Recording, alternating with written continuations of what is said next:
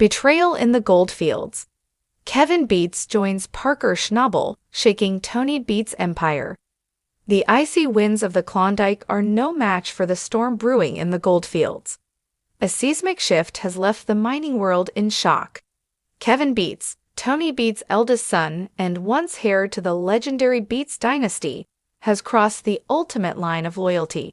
He's joined forces with Parker Schnabel, the rival prodigy who stands for everything Tony Beets has long dismissed. This betrayal has ignited a family feud unlike anything the Goldfields have seen, transforming the Beets empire from an unbreakable unit into a house divided and fueling an already explosive rivalry between Tony and Parker. The Vikings' legacy under threat. Tony Beets, revered as the bold Viking of the Goldfields, built his legacy on grit, tradition, and the indomitable spirit of his close-knit family. His booming laughter, sharp temper, and unmistakable blonde locks became as legendary as the wealth of gold he unearthed. With his children, Monica, Mike, and Kevin, by his side, the Beets crew epitomized family unity in the harsh, unforgiving mining industry. Kevin, the eldest, had always been groomed as Tony's successor. With a sharp mind for mechanics and a relentless work ethic, Kevin seemed destined to carry the Beets legacy forward. But beneath the surface, tension simmered. Tony's old-school muscle over machine philosophy often clashed with Kevin's modern data-driven approach.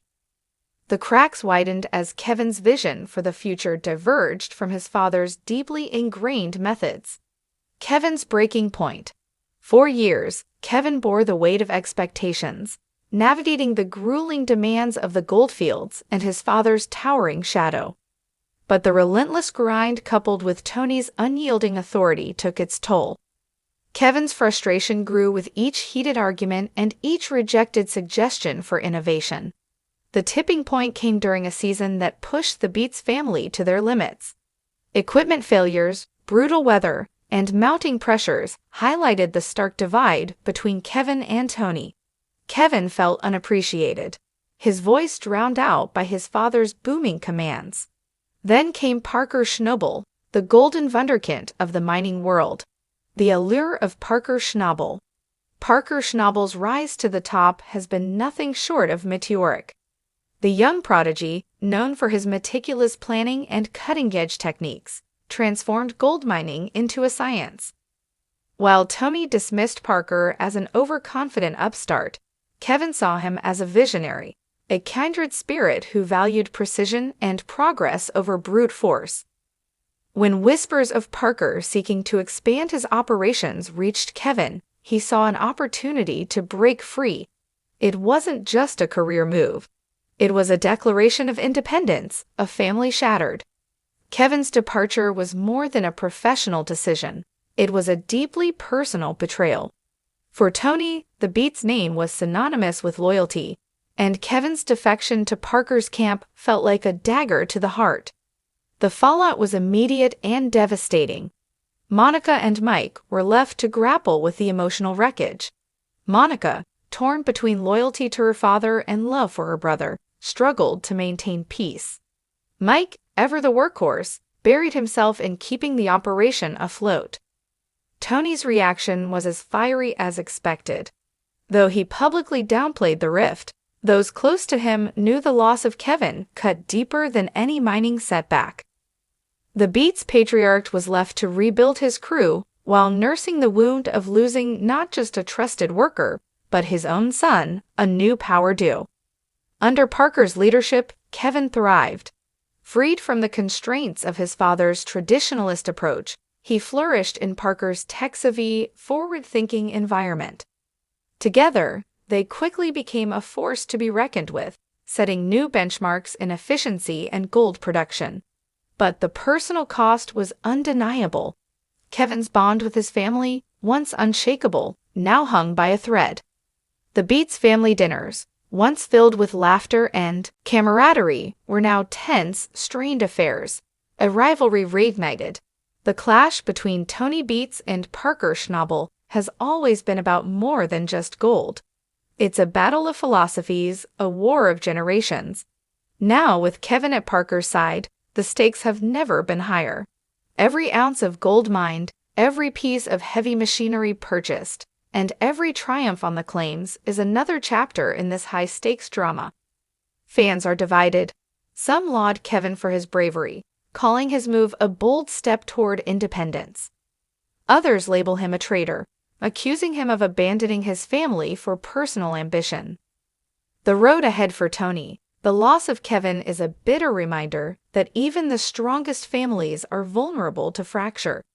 Yet, if there's one thing the Viking of the Klondike has proven, it's his resilience.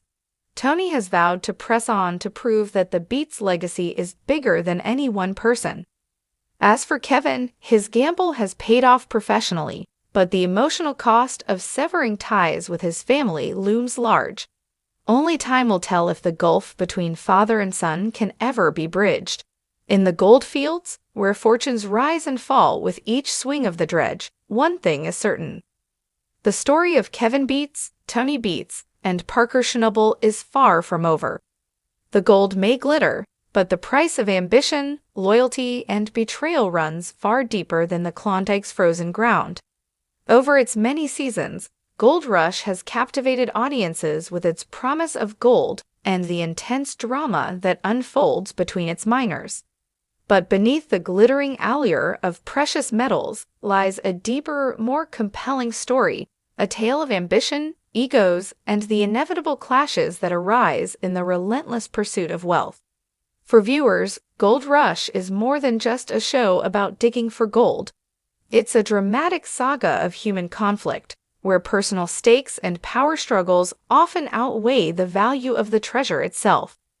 One of the most unforgettable moments in the show's history came during Season 8 when Tony Beats, the self-proclaimed king of the Klondike, shut down Parker Schnauble's wash plant, asserting his authority in a bold and dramatic move.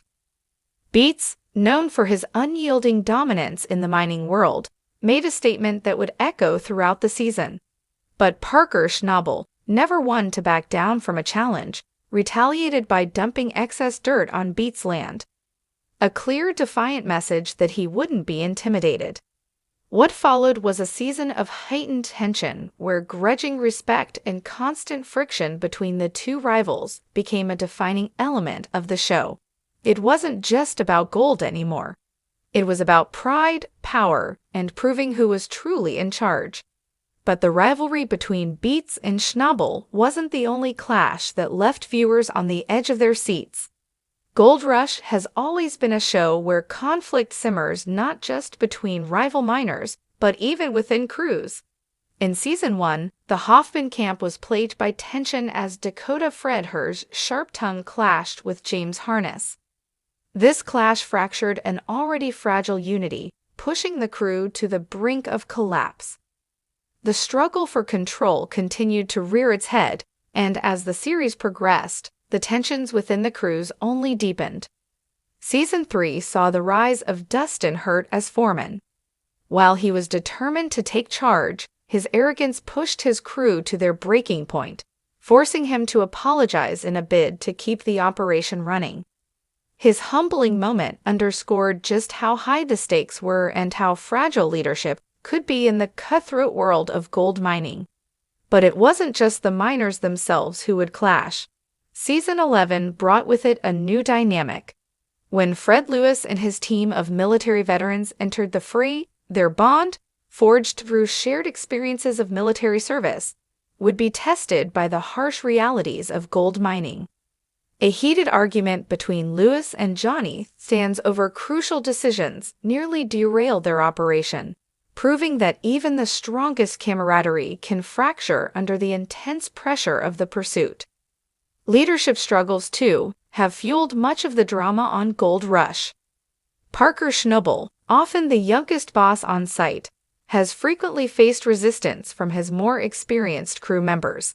His relentless management style, driven by youthful ambition and a desire to prove himself, has often clashed with the perspectives of seasoned miners. A particularly intense battle of wills unfolded in Season 9 with Dean Tassack, whose resistance to Schnabel's orders exposed the challenges that come with balancing inexperience with authority.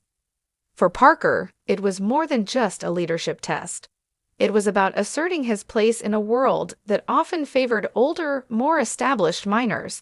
And then there are the financial pressures, the ever-present looming threat of debt, machinery breakdowns, and mounting costs that can turn a successful operation into a disaster in an instant.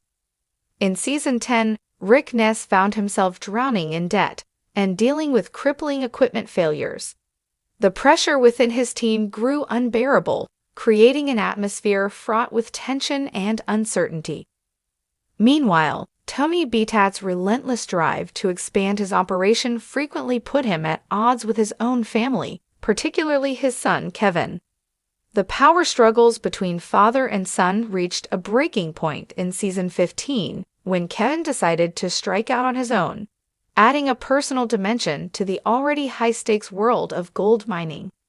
The tension between Tony and Kevin epitomized the broader challenges faced by all miners: control, ambition, and differing visions of what the future should look like. But perhaps no aspect of Gold Rush is more dramatic than the family dynamics that are tested by the harsh realities of mining. The line between business and personal relationships becomes increasingly blurred, and the strain that gold mining puts on even the closest bonds is palpable. Tony and Kevin's conflict is emblematic of this struggle. As a father and son, they should be allies, but instead, they find themselves in direct competition, torn apart by their differing ambitions and visions for the future. Through it all, Gold Rush has proven that the true cost of gold is not measured in ounces or nuggets, but in the relationships that are tested and sometimes broken along the way. Every feud, whether driven by ego, finances, or misunderstandings, tells a story of resilience and determination. The drama is never just about the gold. It's about the people who dig for it, their dreams, their flaws, and their unwavering will to succeed. As long as there are miners in the quest for gold, the drama will continue to unfold. With every season, fresh challenges and rivalries emerge, ensuring that Gold Rush remains a gripping reminder of the high cost of ambition and the unrelenting pressures of pursuing wealth. For viewers, it's a powerful reminder that sometimes the most valuable thing mined from the earth isn't gold at all. It's the relationships, once strong and now fractured, that define the true price of success.